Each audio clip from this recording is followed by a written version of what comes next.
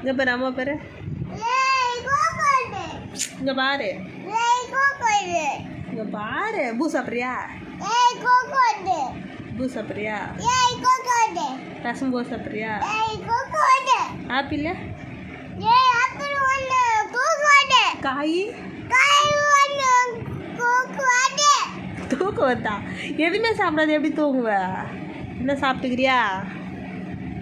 வாழைப்பழம் தட்டா? பின்ன என்ன வேணும்?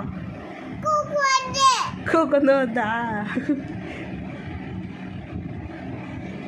சாம்பார் தோசை சாப்பிட்றியா?